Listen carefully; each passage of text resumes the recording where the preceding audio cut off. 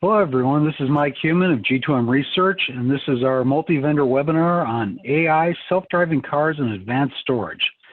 Let's give everybody a minute or two to join, and then we'll jump into the presentations. Hi everybody, this is Mike Heumann from G2M Research, and this is our webinar on AI, self-driving cars, and advanced storage. I'm going to go through the agenda real quick. Well, the way this works is a multi-vendor webinar. Each vendor gets to present for roughly 10 minutes. So we have about 30 minutes altogether of presentations. Then we'll go through 3 panel questions that we'll ask the vendors, and they'll take turns answering them. We also have in the middle of that 2 audience survey questions, which we'll ask you guys what you think. And then we'll wrap it up with the audience Q&A at the end. It'll take about an hour and 25 minutes roughly to go through the whole thing. A couple things, if you want to put in a question and answer, you don't have to wait till the end, but please use the audience Q&A window under Zoom. You can find it by pulling down on the tab, and it should have a Q&A window. Just type in your question there, and then we will go ahead and answer them when we get to the Q&A part. That way nobody's question will get lost. Secondly, we are recording this webinar, both the audio and the video, so we will post that recording to YouTube, to the G2M YouTube site. That usually happens between 1 to 2 days afterwards, depending on how quick Zoom turns around the recording. And everybody who's registered will get sent a link to that recording, as well as a PDF of the slide set. So with that, let me jump in. With us today, we have 3 guys who know a lot about AI and self-driving cars and the storage required to make that work. With us is Rob Davis. Rob is VP of Storage Technologies at NVIDIA. Obviously, NVIDIA is doing just a little bit in the self-driving car space, and I'm sure Rob will expound on that a little bit. Also with us is Alexander Nowak. Alexander is head of the Automotive Electronics Group at B+, a company in Germany, just south of Munich area. Does a lot with on-vehicle sorts of systems and recording of data that the systems then use to kind of put together the machine learning rules that drive automated cars. And then finally with us is Shailesh Manjrekar. Shailesh is head of AI and strategic alliances for WEKA. He's going to look a lot about what you do in the data center with the training systems and things like that, and how do you architect those from a storage perspective for the best performance. And then finally, I'm Mike Heumann. I'm the managing partner at G2M Research. So a couple slides that have started up. So if you think about autonomous vehicles, I mean, obviously, artificial intelligence and machine learning are critical to autonomous vehicles driving. The first thing we expect out of these cars, after all, is, you know, they're not going to run into people, right? They're not going to run into other cars. You know, it's something we take for granted as drivers, perhaps more than we should, but obviously there's a lot of data we as a person have to go through and analyze to do that. Same thing is true with the computer, right? So, you know, when people design self-driving cars, obviously making sure to avoid accidents, pedestrians, and things like that is kind of job number 1. And they use a lot of different systems to do it, all which drive huge amounts of data. You think about high-definition maps, path planning, and SLAM, you know, all things that use vision and radar and LiDAR. All these things generate and consume lots and lots of data. And what we do, just like any other AI or machine learning thing, we take all that data from test vehicles, run it through a design, and then see how it performs, and then validate it before we go put it out in cars. And as you can guess, there are literally petabytes of data that are required to do this. If you think about where the data is used, training is where the most data is used.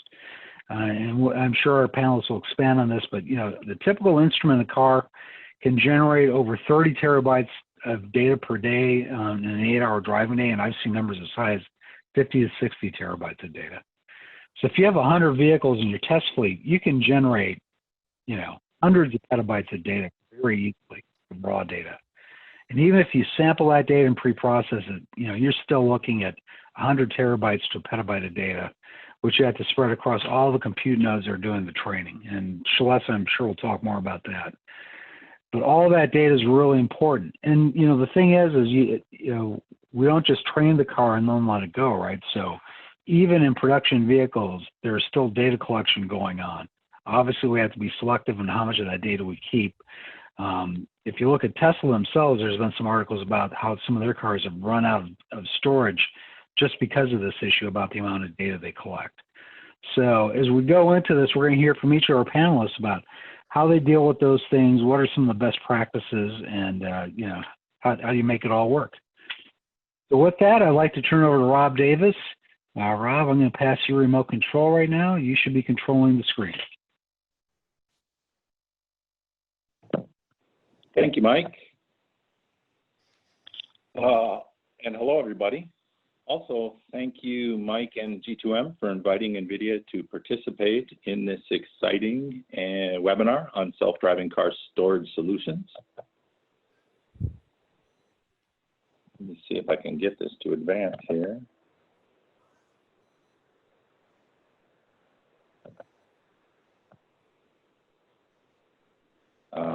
Mike, I'm going to give you back control, and maybe you can make it advance for me because it is not advancing. Sure thing. Oh, there we go. Okay, now I've advanced about 4 in a row. I think you still have control at this point, Rob. All right, sounds good. Great. So before we drill down on storage, I just want to briefly highlight some of NVIDIA's self-driving car solutions. First, though, a disclaimer. I'm a storage networking expert, not a self-driving car expert. But at NVIDIA, we have a lot of self-driving car experts. So please reach out if you see something you want to explore more with us. So here we go. Leveraging our experience in high-performance computing, imaging, and AI, NVIDIA has built a software-defined end-to-end infrastructure that enables continuous improvement and continuous development through over-the-air updates. It delivers everything needed to develop autonomous vehicles at scale, including Alexander's company, who's going to present in a minute, P+. We have over 370 partners in self-driving technology. They include automakers, suppliers, developers, and researchers. For more information on any of this, I've put the URLs to our website, and like I said before, feel free to reach out. On the product side, we have the NVIDIA Drive software stack, and it's open and it's open source, and it allows developers to efficiently build and deploy a variety of self-driving applications, including perception, localization, and mapping, planning and control, driver monitoring, and natural language processing. And then on the hardware side, we have NVIDIA Drive AGX embedded supercomputing platforms. That sounds pretty cool, huh? They are designed to process data from cameras, radar, and sensors to perceive the surrounding environment, localize the car to a map, and map and execute directions. And for the storage needed to do all this, at NVIDIA Networking Business Unit, which I come from, we know all about moving storage data very fast. As this Forbes article details, storage is a very important part of AI and ML applications like self-driving cars. Andrew Ng, who teaches computer science as a professor and machine learning expert at Stanford, is quoted as saying, "It's not who has the best algorithm that wins, it's who has the most data." This is a graph from my CEO's keynote at Virtual GTS a couple months back, and it shows how companies have moved from processing just gigabytes of data with CPUs to now hundreds of terabytes of data with GPUs. As Mike was saying earlier, self-driving cars are a huge generator of that data, especially in the training mode and the development mode. And these data set requirements are being driven by applications like that.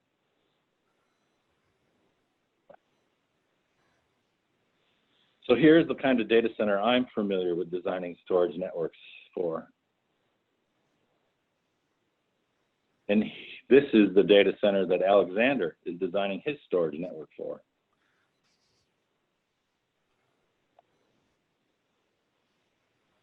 This is the topology of my data center storage network. The storage, as you can see, is spread across it at different access points and different performance levels and connected to the servers and GPUs over the storage network. Of course, there's also quite a bit of local storage in the servers and GPU systems. But for now, I'm going to focus on the remote network storage. Network storage has many advantages over local storage. It is basically infinitely scalable, extremely reliable, very efficient from a power, cooling, and rack space perspective, and much easier to manage than local storage. Here is the storage network Alexandra is going to describe. In many ways, it is different, with unfamiliar devices from the servers and switches of the data centers I'm familiar with. But from the network storage perspective, it is very much the same. There is data stored on devices that needs to be safely and accurately shared with other devices over the network. So why do you suppose in today's data centers, unlike 5 to 8 years ago, we find some network storage in the same rack as the servers and GPUs? I guess there weren't GPUs so much 5 to 8 years ago, but definitely in the same rack as the servers 4 to 5 years ago. And the reason is because storage has gotten an order of magnitude faster with the move from hard drives to SSDs. This chart shows the number of hard drives needed to fill different network speeds. You can see that 24 SATA hard drives is a good match for a 10 gigabit Ethernet link. But look at the difference when we go from SATA hard drives to SATA SSDs. Suddenly, 24 SSDs now fill the 100 gigabit link, a 100 gigabit port. What SSDs do is they move the bottleneck for network storage from the storage to the network. And with NVMe SSDs designed for flash instead of hard drives, it only takes 4 to fill 100 gigabit. And as PCIe Gen 4 drives come to market, it's only going to take 2. The moral of the story is that faster storage needs a faster network. And an easy way to solve the problem is to put a high-performance top-of-rack switch in the rack, or the self-driving car for that matter, with the NVMe-based storage and the GPU systems that can utilize the performance of NVMe storage or high-performance SSDs in general. And at NVIDIA, we have 200 gigabit Ethernet and InfiniBand adapters, switches, cables, and media modules today, and we have 400 gigabit on the way for next year. Our switches actually already support 400 gigabit for inter-switch connections today. And this is end-to-end across all of our products, from our Spectrum and Quantum Ethernet and InfiniBand switches, our LinkX cables and media modules, to our ConnectX adapters and Bluefield SmartNICs, and our DPUs. But faster wires is only half of the problem.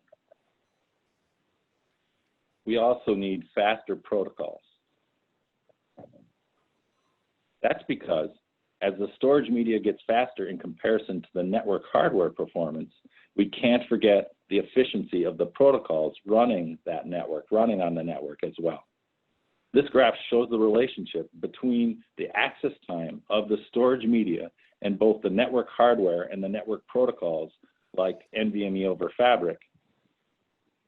NVMe over Fabric allows NVMe SSDs to be connected super efficiently at almost local performance levels across a network. It's unique in that it is not tied to a network technology or transport protocol. On Ethernet, NVMe over Fabric can use TCP for the transport, or the higher performance or the highest performance you can get by running it over RDMA.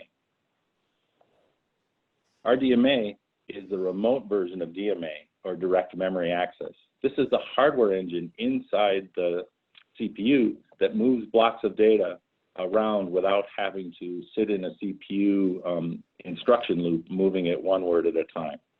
What RDMA is the remote version of that. So instead of the hardware engine being in the CPU, it's in the network adapter. And that network adapter takes a block of memory from one machine, moves it across the network to a block of memory on the other machine without any interaction with the software, except from a control perspective of either machine.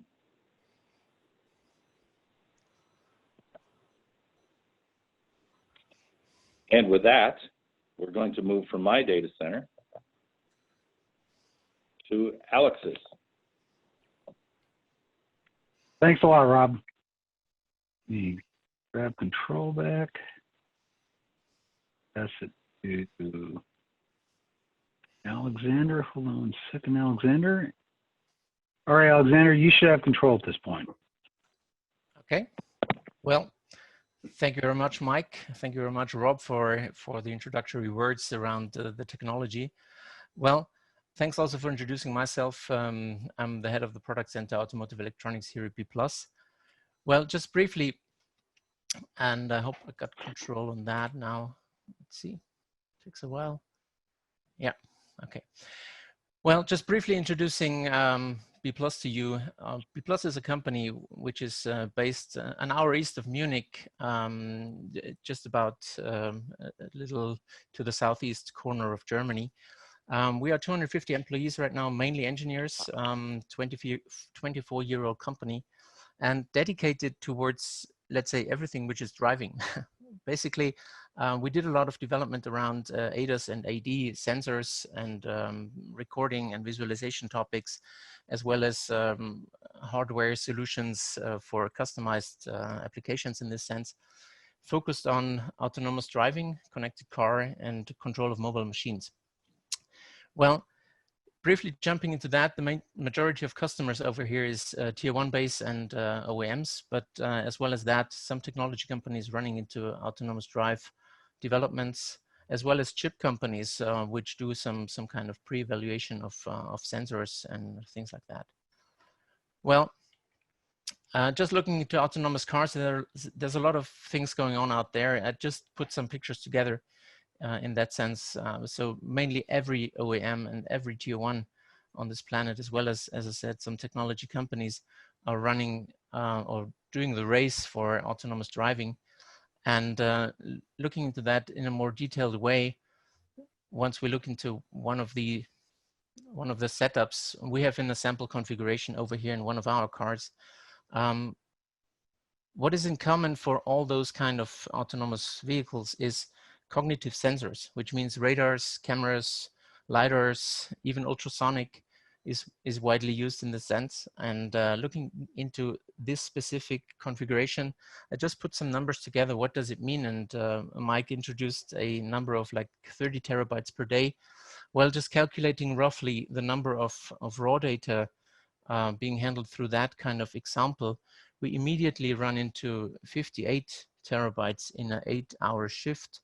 Just looking into those 6 cameras and 6 radars, assuming that it's a full HD camera with 40 frames per second and RAW 12 picture format.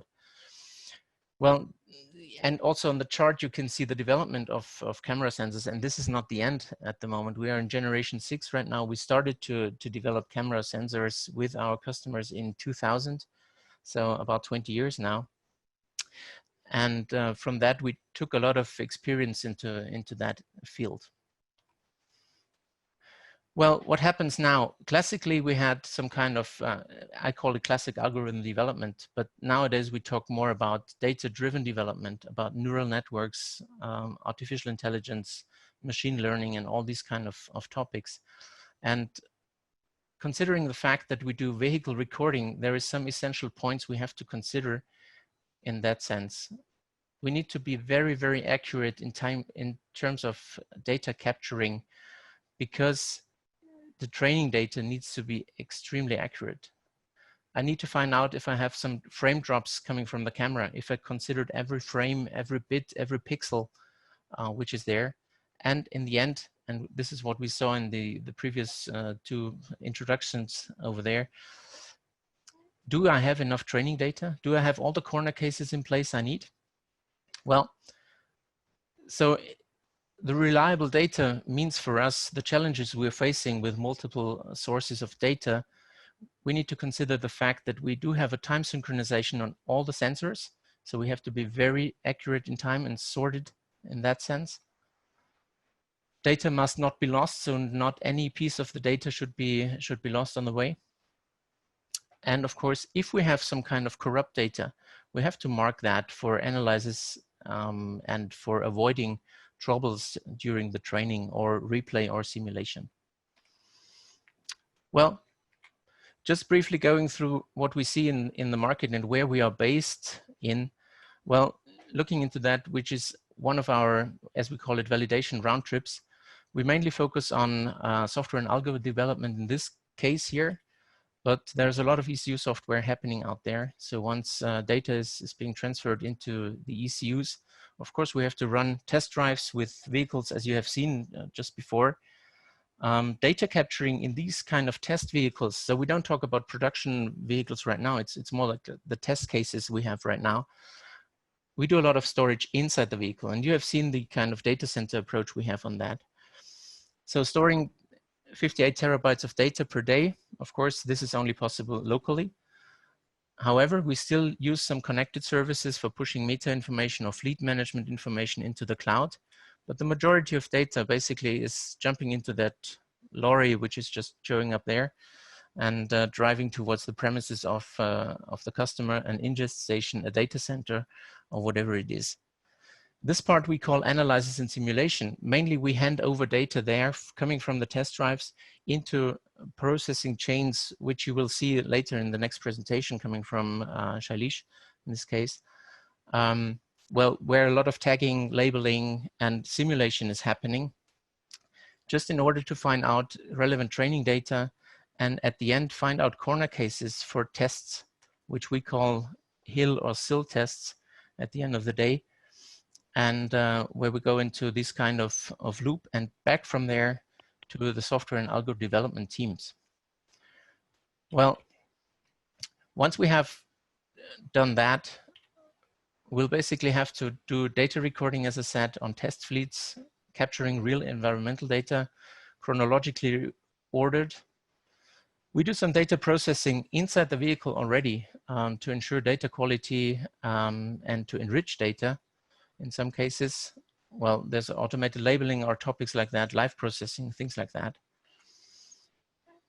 And at the end, we do a data ingest, upload into the data center where all the other topics are happening, as I mentioned, and the data transfer from the test car to the data center must be as seamless as possible. And this is why we basically look into technologies coming from the data center world, and we combine that with capturing solutions inside the vehicle.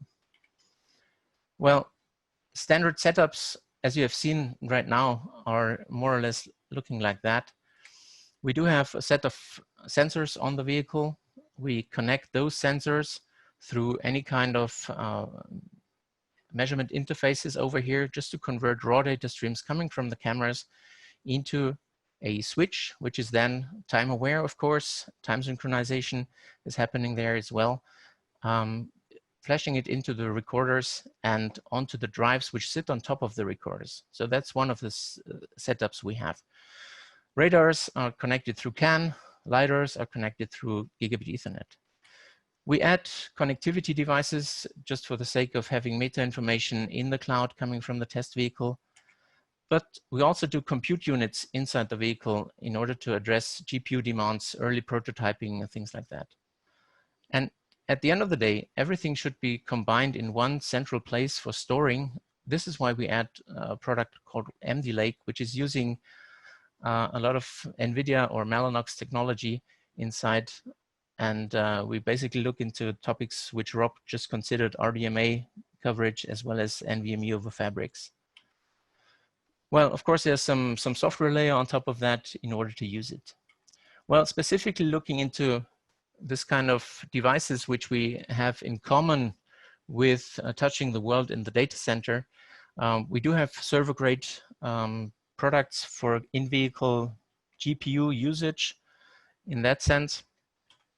We also do, as I mentioned, the the switch technology inside the vehicle. Basically, this is where we use a spectrum switch and harden it in the way to be used inside the vehicle, as well as I called it, a central data lake, which is just showing up now, where we use technology, NVMe over Fabrics, in order to do PCI Express-based storage and use the 2 times 100 gigabit Ethernet and the low latency, which is given from the technology. So with this being set in the car, we tried to close the gap between the car and the data center and to make it as smooth as possible. Because what we had in the past is like, or still have out there in the market, we do have a lot of systems out there which do have proprietary or specific storage sitting on top of them. But having a central place where every data is being stored together makes life much easier in order to connect it to the world of the data center. So once we just look into that, we would then just replace the edge nodes over there and connect directly more or less into the data center using the same kind of technology in the car as well as the data center. Once the data sits there, well, basically this is where Shailesh will take over, because this is where all the labeling, tagging, and training happens in order to do trainings and in order to do classic algorithm development. Well, this is basically the end of the presentation, and I wanted to just point out how we close the gap between a very, very interface specific area in the car and the given data center technology.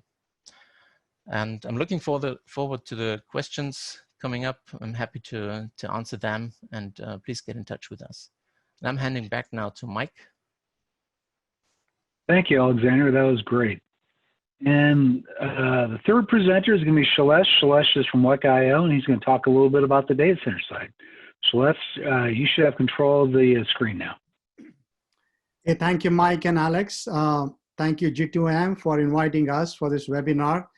Hey, folks, so you heard from Rob and Alex around more on the connected car side, or what happens inside the car. I'm going to focus more on the data center and make this more software defined. If I can advance this slide, and I don't know. Okay, all right. So yeah, so let's keep going. So essentially, what I wanted to focus on is so ADAS, or automated driver assistance systems, is not an siloed one-faceted environment, right? So it's really an ecosystem. And this market, the transportation market, is really at an inflection point. And where we see this going is really around mobility as a service. So I'll be talking more around that. I'm sorry, if we can go back. So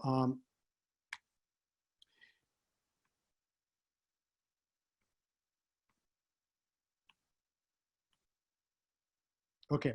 And then what I want to focus on is, as you saw, the most important aspect throughout this, this process is really your data set. And we want to focus on the data set and how you are able to basically derive intelligence out of that data set, be able to operationalize that data set, and be able to provide governance around that data set. So that's what I'm going to focus around. Also, as a result of this new applications, how the underlying architectures are changing. And then finally, we'll talk about you know, how we enable all of this with WEC.io. Okay, so as I said, mobility as a service, it's a huge market. It's at an inflection point, almost predicted to be a $500 billion market by 2026, with almost a huge CAGR of 39%.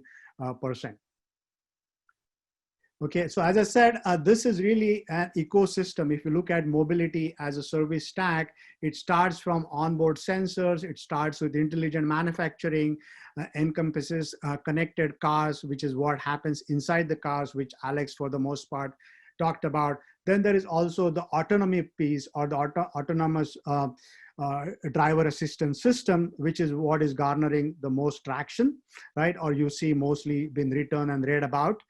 Then there is also the in-car intelligence or assistance, which we call telematics. Then there is a safety and security aspect. And finally, the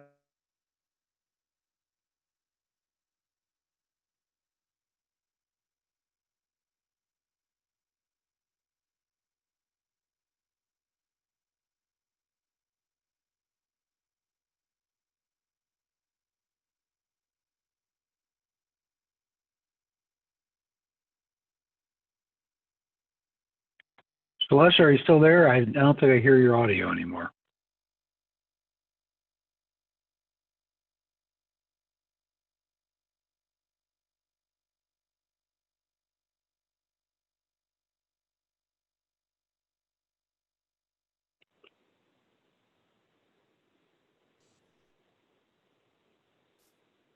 Hey, Mike, can you hear me? Yeah, I can hear you now. Yeah.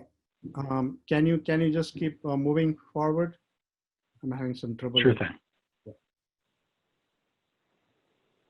Yeah. So if you look at that stack of mobility as a service, WekaFS is actually in a very unique position. We have customers throughout the stack, whether it is onboard sensor companies like Innoviz. There are connected car companies like Cerence, who is an offshoot of Nuance. It's primarily is focusing on in-car experience using NLP and NLU, natural language processing, natural language understanding models. Then there are obviously autonomous companies like TuSimple, and then there are services companies like WeRide. And there are some companies which we can't name. But as you can see, WekaFS, as the custodians of the data set, pretty much powers this mobility as a service stack. Okay, and I'll talk more about it as we progress through. So if you see at the autonomy levels, there are different autonomy levels determined by the Society of Automotive Engineers. So these are the guys who basically regulate the autonomy, and you can see it going all the way from 1 to all the way up to 5 being fully autonomous. Most of the customers we deal with today are at the 2+ level. There are some customers like robotaxi providers like WeRide and Lyft and so on, which are more at the level 4 level. There are hardly any manufacturers today at level 5, but that's where they aspire to be. Okay, next slide. So again, a real quick, safety, as Mike pointed out, is first of all the primary objective. It's non-compromisable, so you cannot have any deaths occurring due to autonomous vehicle, and that's the first and foremost thing to keep in mind when the manufacturers develop this autonomous vehicle.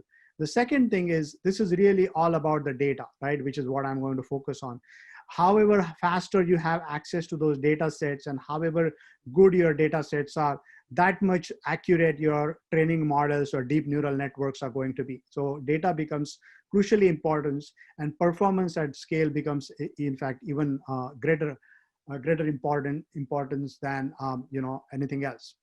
Then the third point is around inference on the edge. So those models are really, they're power hungry. So you got to be able to choose the right model with faster iterations and access to data set. That's the third point. And then finally, you got to be able to reproduce those experiments where you are doing the DNN or the deep neural network training, right? Because if you know the DNNs, they comprise of several hidden layers, and for the most part, they're black boxes. So the only reason you would find out why an autonomous vehicle turned left versus when it was supposed to turn right is by keeping a tab on the data on which it was trained. So keeping that data versioning becomes very crucial. Next slide. So if you look at the broader AV platform, there are certain characteristics which are of utmost importance, essentially being able to do scalable AI training, because you are training the several neural nets which then get executed or get inferenced onto the autonomous vehicle, or what we call the survey car. The second point is you got to be able to do the testing at petabyte scale. You got to be able to select those data sets and be able to do derive intelligence out of those data sets as well. Anne is saying the slides are not advancing. Mike, Do you have control or I have control? I can control or you can control. Which do you want to control it? Yeah, why don't Oh, you? you wanted me to do it. Let me, Yeah, you got to. okay, got it. So if you go on to Okay. bigger slide. Yeah, right here. Okay, so that's the selection of the data sets become important as well. A traceability of those models, both at the data model level and their artifacts, as well as the data sets on which they were trained becomes important as well. Seamless petabyte scale data access. So this is again extremely important aspect, and that's where the networking, what Rob talked about, and the high performance parallel file system, Weka IFS, which I'm going to talk about, becomes equally important. And then finally, the workflow automation. Okay, next slide. So this is an example of a software-defined data pipeline, car pipeline. So as you can see, the autonomous vehicle in this case is the edge. And a lot of this autonomous vehicle, they come to a parking lot and they upload that data set, what Alex talked about, into an aggregation point, which is called as an edge aggregation. Now, Weka, which is essentially, it's a parallel file system designed grounds up for NVMe flash. We are the world's fastest file system. We can reside either at that edge aggregation, which is all about inferencing. We can reside at the core, which is all about training, or we can reside in the cloud as well. We run as a software as a service in the cloud, where you want to leverage the economies of scale in the cloud. So as you can see, all the three aspects, you can have Weka deployed throughout the pipeline. And then on the top, you have this massive Kubernetes layer orchestrating the GPU servers or the GPU cores themselves, right? And the data pipelines go through ingesting the data, labeling those data sets, and then running to the software and the hardware in loop training, which Alex talked about. Next slide. Again, as I said, depending on the kind of autonomy you're trying to achieve and the kind of DNNs you're employing, you can easily look at 2 petabytes of data set per year per survey car. So that's what we meant by humongous amount of data set related to this use cases. Next slide. Okay, so this is another important aspect. Labeling becomes an important aspect. So what happens is in the car, CNN or convolution neural networks are used for actually computer vision. And there is a technique called semantic segmentation, which is essentially, you are doing image classification at a pixel level is used. But in order for that to work, you need a baseline, which is called ground truth. So this is an white paper which we have developed with HPE, where you see Weka IFS or our file system being used for this process of semantic segmentation labeling, where the data actually gets labeled. And you can see that, we are able to provide humongous advantage in terms of latency, almost by 7.5x, which directly results into almost 4.5 days of productivity improvement when you are doing labeling of those data sets, which becomes an extremely important aspect of doing autonomous vehicles. Next slide.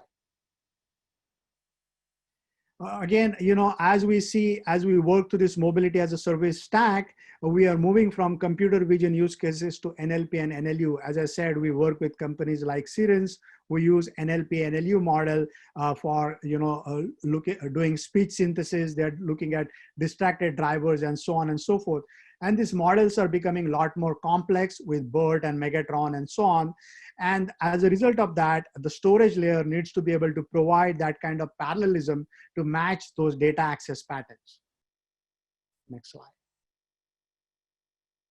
Okay, with that, I come to, well, what is that we provide? Okay, so if you look at this whole stack, with the advent of GPU computing, what it has done, it has really provided this humongous parallelization to the compute layer, right? So now we are looking at a Tesla V100, which comprises of 5,000 cores. We can build that slide up, Mike. And what that does is, the traditional storage stacks comprising of NFS and SMB, they fall short when it comes to working with this kind of a compute layer.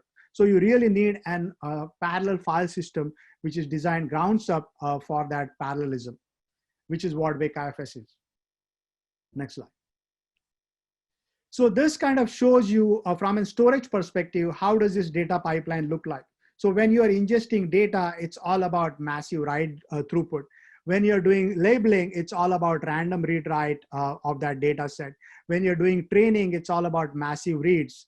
Then you get into this validation phase, which is hardware in loop and software in loop testing, which needs a large amount of streams.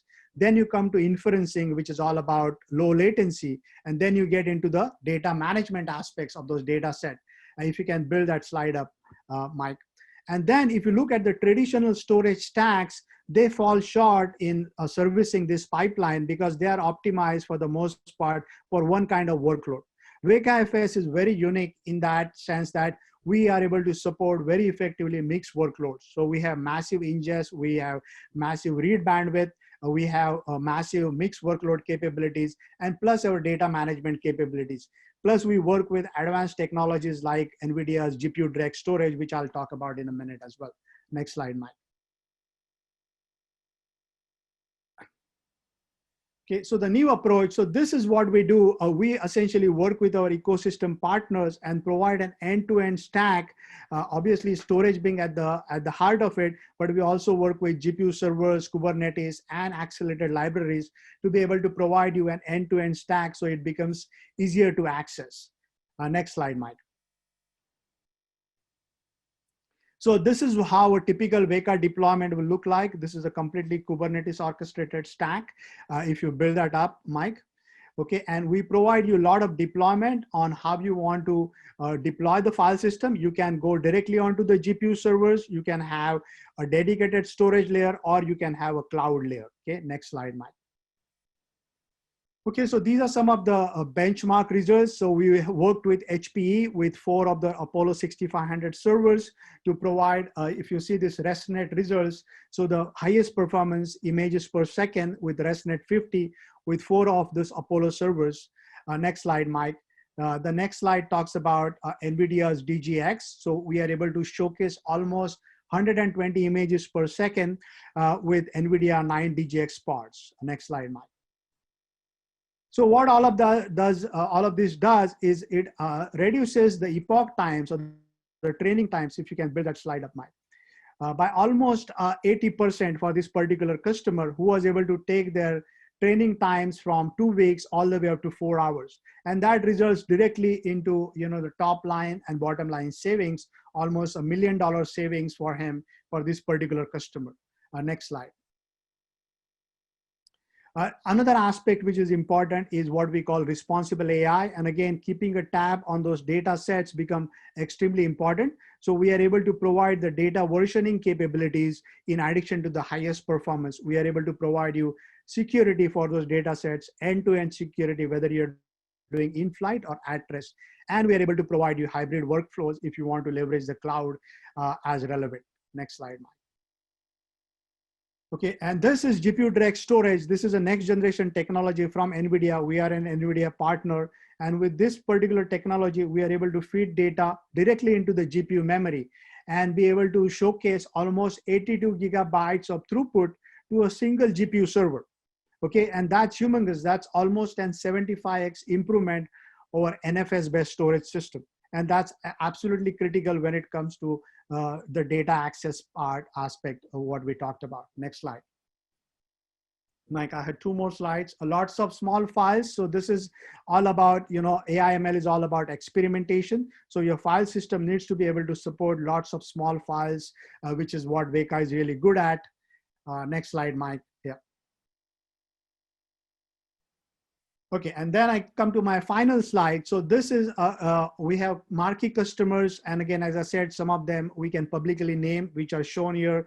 There are several others which we cannot publicly name, right? But as I said, we have customers throughout that mobility as a service stack, right from the lowest level, which is the sensors, all the way up to the services layer, which is WeRide, right? So you see Sirens there, you see another a leading electric car company, which we cannot name, but you can imagine.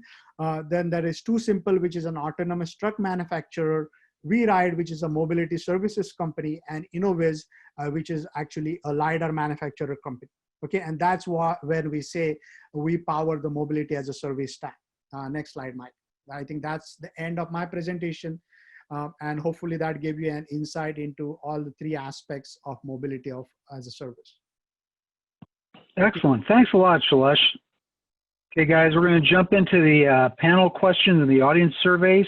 So panel question 1 is, clearly the training problem is as much a storage, networking, and access issue as it is a volume issue. What sort of architectures are best for performing autonomous vehicle training? We'll start with NVIDIA, then go to WEC, and then B+. All right, Mike. So obviously, number one, from my perspective, is having a high-performance network to start with, at least 100 gigabit Ethernet or InfiniBand. Using RDMA protocols like NVMe over Fabrics on Rocky or InfiniBand and NFS over RDMA. This gives you the low latency you're looking for. For example, InfiniBand switches and adapters latency is around 900 nanoseconds from end to end, and if you add Ethernet with RDMA, like a Rocky protocol, it's 1.3 microseconds. So extremely low latency.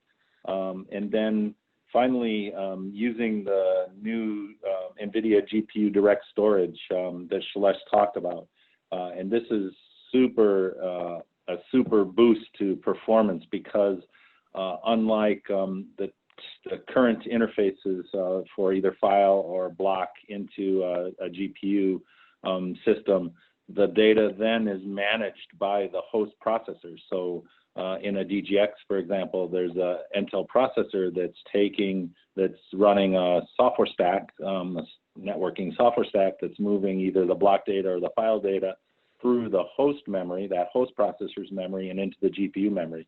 With GPU Direct, whether it's file or object, the RDMA adapter is actually moving the data directly into the GPU memory, totally bypassing the host CPU memory. The host CPU is still running the control, so it's still running the storage stack, whether it's file or object, or block, I mean, but the data transfer is happening directly across the PCI bus into GPU memory. And as Shailesh said, the performance differences on latency can be up to 30 times in performance, and in bandwidth up to 4 times performance improvement. So very, very significant. Excellent. Shailesh, what do you think on the storage, networking, access side of it? Yeah, absolutely. So again, Mike, just to reiterate, the training process itself comprises of several stages, right? So, and all of this, for the most part, happens in the data center, or what we call core.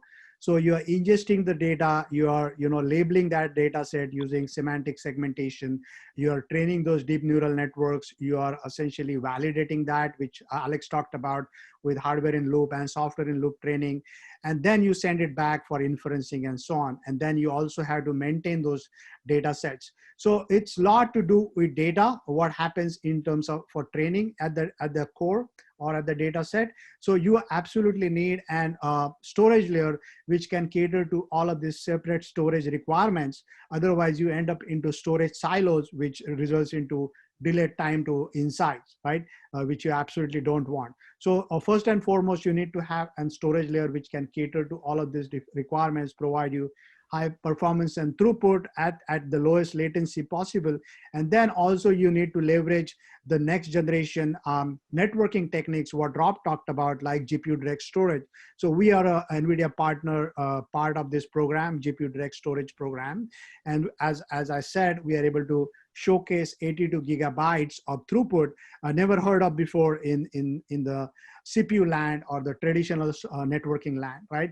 So you need those kind of techniques to be able to leverage the training aspects really up to the mark.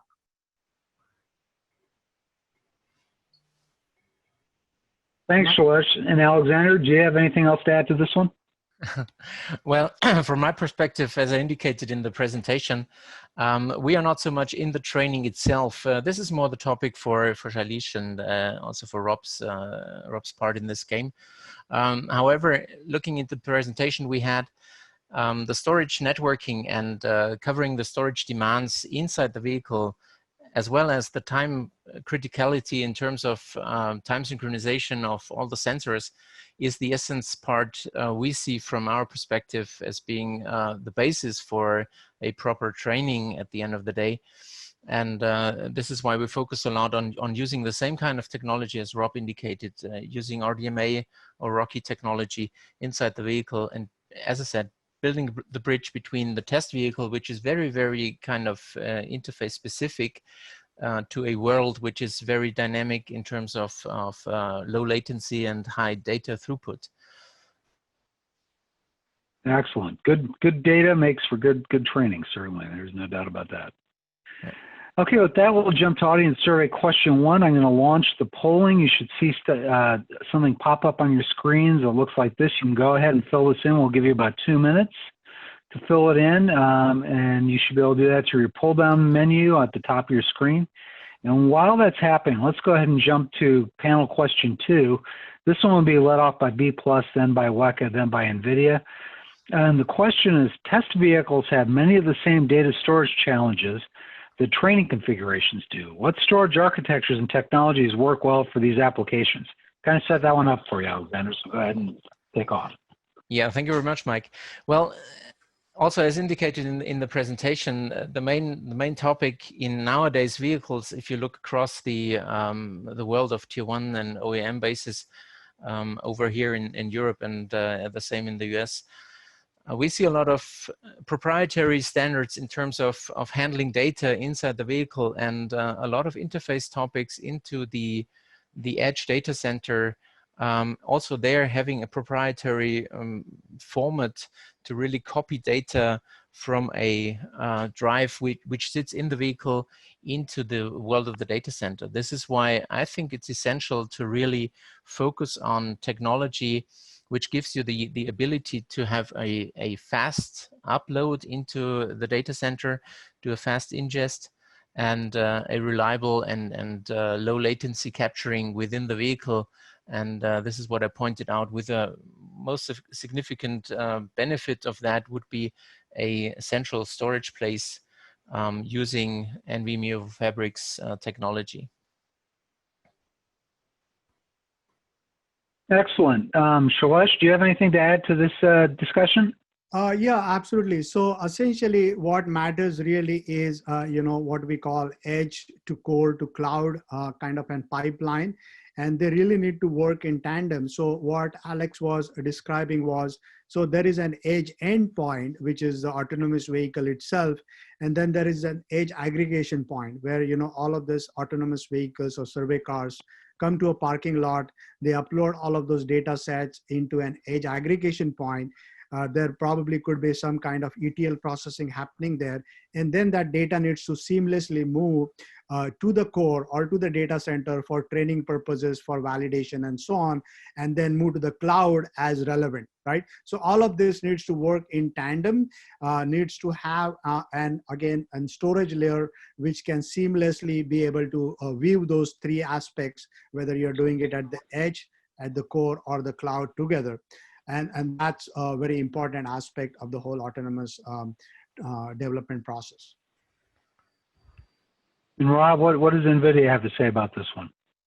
I think I would just add a little bit to what Alexander said, and that is that it seems like, especially once you're connecting to the data center and even within the car itself, the training car, I think it's important to try to use as much off-the-shelf technology from the standard IT world as possible, because the proprietary interfaces that he talked about just make the devices more expensive. There's you can't leverage off all the volumes and also all of the advances and innovation that have occurred in the IT industry over tens and tens of years in the areas of performance and low latency, et cetera.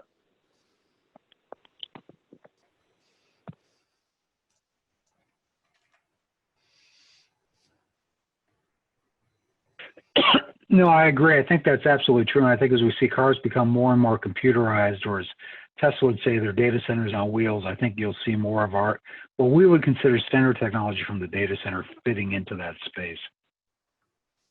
And with that, let's launch the second audience survey. You consider solutions for AI training and data acquisition. Which factors are most important for your organization? I'll launch that poll. You guys should again see a box that you see up there. Give you a couple of minutes to fill out. And while we do that, let's jump to panel question number 3. Weike will start this one out. And the question is, when optimizing storage performance for AI training and validation, what factors should be considered? I'll let you start that one, Shailesh. Yeah, Mike. So as I pointed out earlier, the training process itself comprises of several stages. You're ingesting data from the edge. So you got to be able to have highest ingest performance. Also need to have the ability to be able to cater to the concurrency of this edge aggregation points, right? So that's an important aspect. Then you get into the semantic segmentation part or the labeling part, which I talked about, where you need to have a storage layer which can provide you the latency advantages. The lower the latency, the faster you are able to do this labeling aspects, which is, or generating the ground truth, which is an important aspect of the whole pipeline process. Then you get into the training aspect, which is all about read bandwidth. Then you get into validation, which is all about, having to support a large number of streams from the storage layer. And then finally, inferencing and data management aspect. So all of that, needs really a storage layer which has mixed read-write capabilities. It has massive ingest, it has massive read, it has random read-writes capabilities, and so on and so forth. And more importantly, has that parallelism built in throughout the stack to match the parallelism of the GPU compute layer. Okay. Excellent. And Rob, what would you like to see from that factor standpoint? I guess from a storage perspective, you want the best and, as Shailesh said, the highest performance and lowest latency components you can get. So start with NVMe SSDs. Use in your GPUs, use GPU direct storage, which even shows dramatic performance improvements with just the local drives. And then, of course, when you're using the remote storage, use RDMA so that you can leverage the GPU direct storage over file or block remotely as well.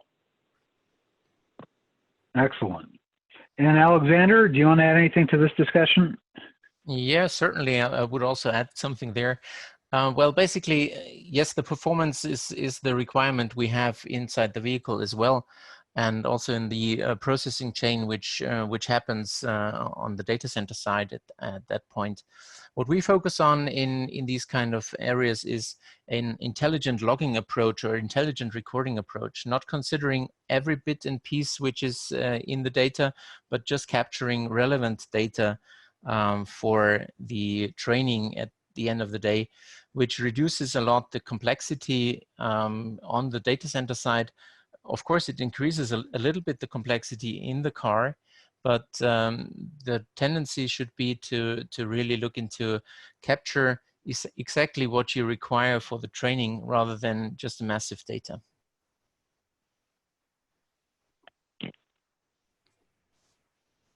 Excellent. And with that, let's go to the Q&A. We've got a handful of questions.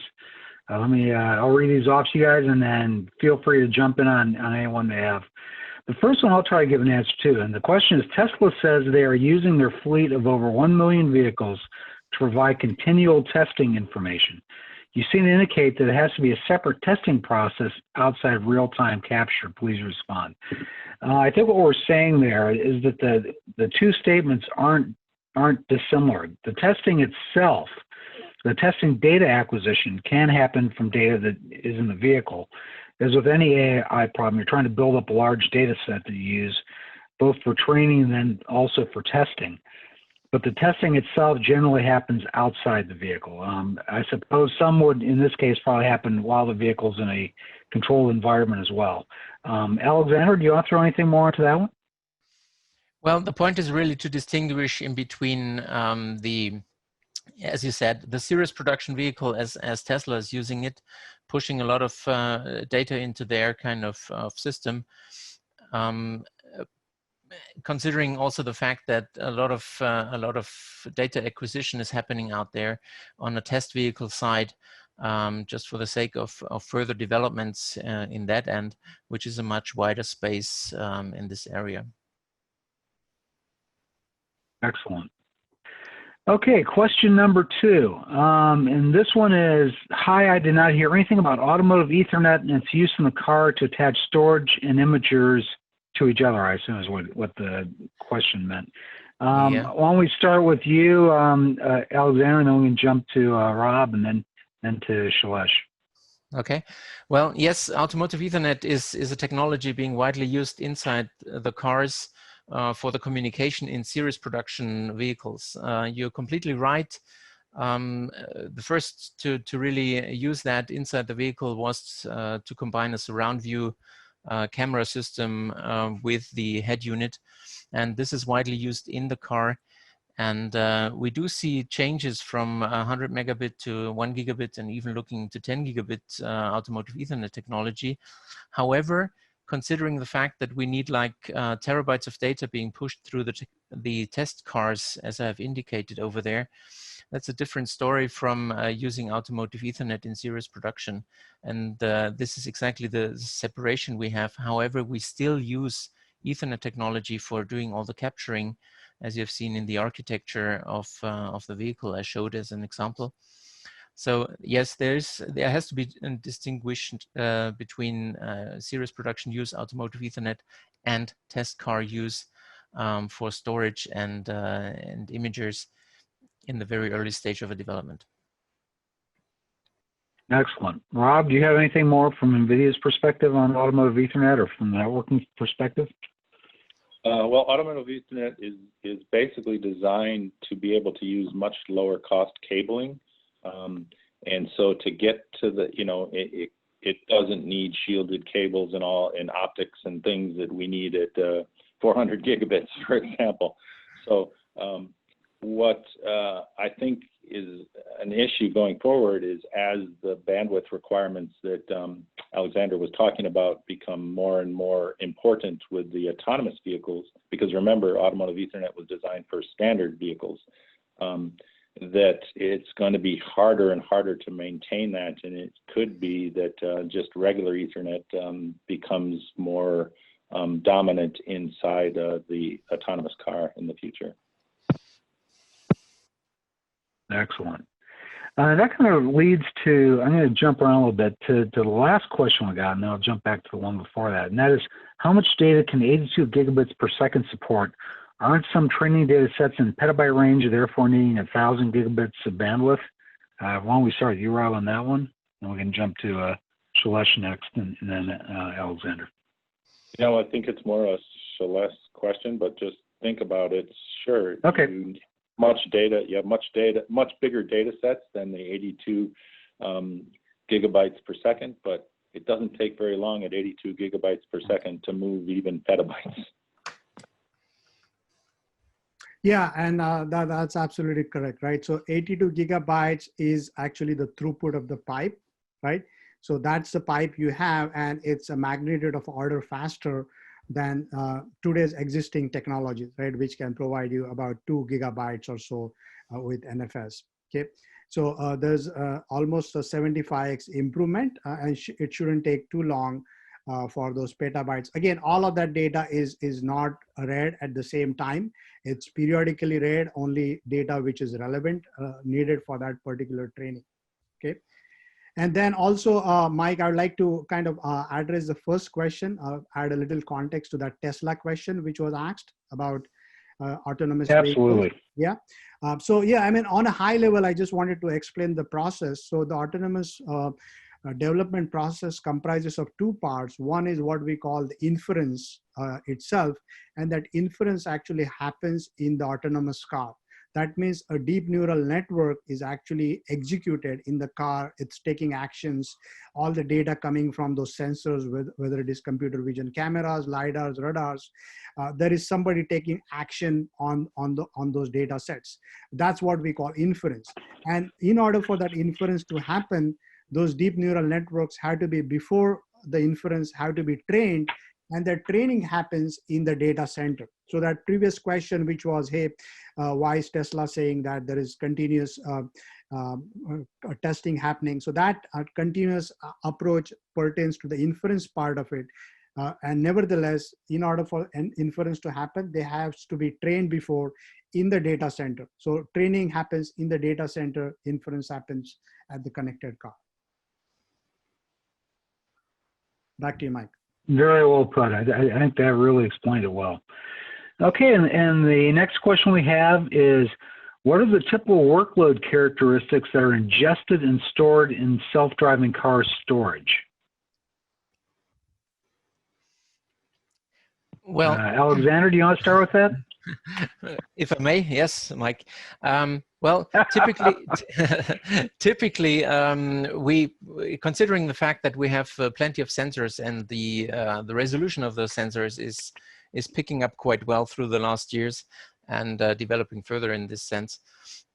We started to have like an essence of 1 gigabyte per second about 4 years back in time, and now we talk about even more than 5, 6, 10, up to 16 gigabytes per second, which is not, of course, the 82 gigabytes per second Shailesh was talking about, but having that sort of benchmark inside the vehicle is really not the easiest task. And this is why we use data center technology to really look into that.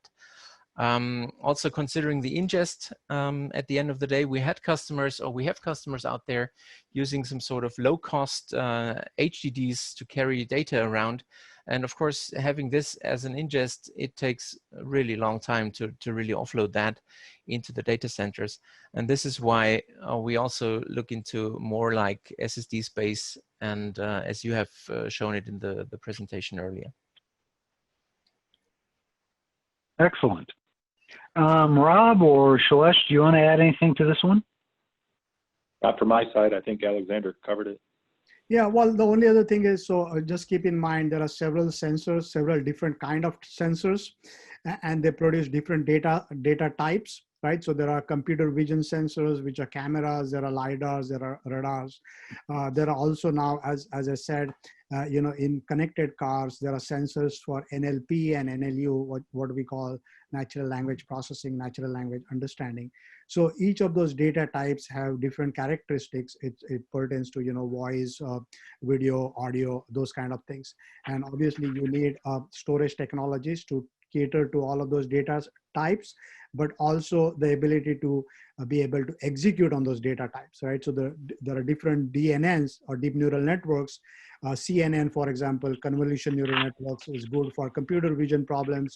RNN, what we call recurrent neural networks, are good for NLP, NLU. So you got to be able to cater to those and use the right technologies. Excellent. And going to our last question here, and I'll throw this to all three. Why don't we start with Shailesh first, then we can go to Alexander and then Rob. But are there any estimates of what percentage of raw data captured from autonomous driving sensors, LiDAR, radar, computer vision, et cetera, will need to be stored on board? And I assume this means stored for training purposes. Now jump on that one, Shailesh, and then yeah, I'll actually, it's more of an Alex question. I'll let him talk to the specifics.